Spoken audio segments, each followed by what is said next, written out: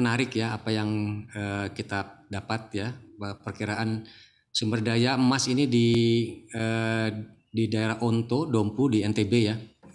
Kalau kita lihat secara geologi, jadi hasil survei kami itu menunjukkan bahwa tipe endapan emas di sana adalah epithermal, sulfida tinggi, dan porfiri yang terbentuk secara luas di kedalaman yang cukup dalam. Jadi biasanya tipe endapan seperti ini memiliki volume yang luas, ya, sehingga memungkinkan memiliki total sumber daya mineral emas dan tembaga yang tadi disebutkan yang cukup besar mencapai sekitar 2 miliar ton. Nah, tadi kalau sudah disebutkan sumber daya itu apa saja tadi ya, yang 1,5 miliar ton tadi sumber daya tertunjuk itu terdiri dari tembaga yang 0,96% dan emas 0,58 gram per total, dan total potensi sumber daya tereka sebesar 1 miliar ton. Ini untuk kadar tembaga 0,7% dan emas sekitar 0,4 gram per ton. Jadi cukup besar apa yang ada di sini, dan tadi juga perusahaan optimistis ya untuk bisa mendapatkan mengangkat sumber daya yang ada di sana. Oke, nah seperti apa mekanisme penambangan yang akan dilakukan tentunya di sana, Pak? Ya kalau kita lihat tadi memang tentu nanti perusahaan ya mempunyai pertimbangan tersendiri ya dari sisi keekonomian dengan tipe endapan emasnya seperti itu. Yang juga cukup luas pembentukannya. Ini kira-kira apa nanti yang akan dilakukan, nanti masih ada kajian lebih lanjut ya, karena yang ini kan baru indikasi saja sumber daya kitanya, nanti harus lebih lanjuti lebih dalam detail lagi untuk mengetahui data terkait dengan berapa sebenarnya nanti cadangannya yang ada di sana gitu. Oke, selain emas, potensi mineral apa lagi Pak yang mungkin bisa dieksplorasi lebih jauh begitu di Nusa Tenggara Barat? Nah, ini memang kita sekali lagi ya, Indonesia ini dengan kondisi tektonik yang kita ada di negara kita ini ya.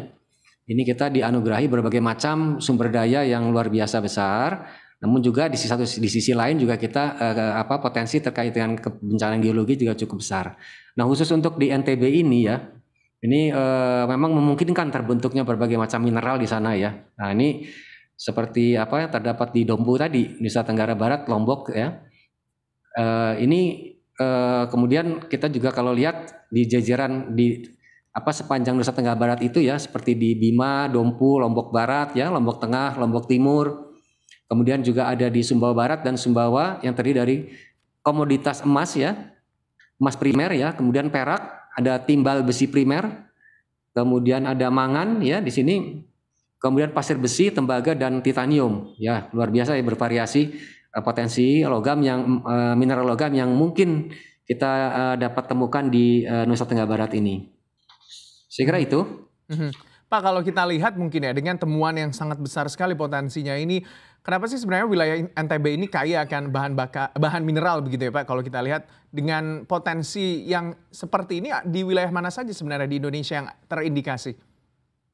Ya itu tadi. Jadi kalau kita bicara mengenai mineral ini, kita harus lihat juga jalur mineralisasinya ya. Seperti tadi saya sebutkan bahwa dengan kondisi geologi kita ini, di mana merupakan interaksi dari 3 lempeng besar, ya, sehingga tadi di satu sisi kita dianugerahi oleh berbagai macam sumber daya akibat dari tumbukan lempeng tadi ya, tumbukan lempeng itu yang melalui jalur di selatan Sumatera, kemudian terus dari utara ke selatan ya, kemudian Jawa dan sebagainya, diikuti oleh secara paralel dengan jalur-jalur vulkanisme. Juga di situ juga terbentuk adalah jalur-jalur mineralisasi tadi ya, karena berhubungan dengan vulkanisme tadi.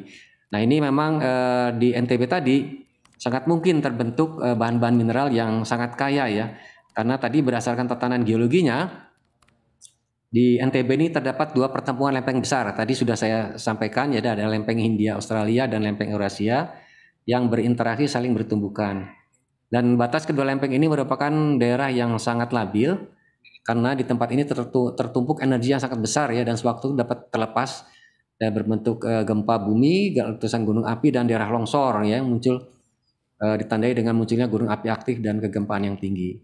Tadi ya, seperti kita sampaikan bahwa Tuhan ini adil ya. Jadi dari sisi salah satu potensi bencana, tapi juga ada potensi sumber dayanya ya, dengan NTB di sana yang tadi kaya akan batu-batuan vulkanik tadi, dimungkinkan terbentuklah mineral-mineral tadi ya, mineral-mineral logam yang tadi saya sebutkan ya, ada emas, tembaga, perak dan lain sebagainya. Nah, kemudian di mana saja sebetulnya di Indonesia ini, ya itu tadi pada prinsipnya di jalur mineralisasi tadi mengcover ya, atau meliputi seluruh wilayah Indonesia dari barat sampai ke timur. Dan ini kalau kita lihat khususnya emas ya, kita sudah melakukan pemetaan untuk komoditi emas ini. Nanti kita jumpai di Sumatera, di Jawa, kemudian di Kalimantan, Sulawesi, bahkan di Papua juga banyak ya. Dan memang kalau kita lihat proporsi terbesar itu ada di Papua, di Freeport ya, untuk sumber daya emasnya gitu ya.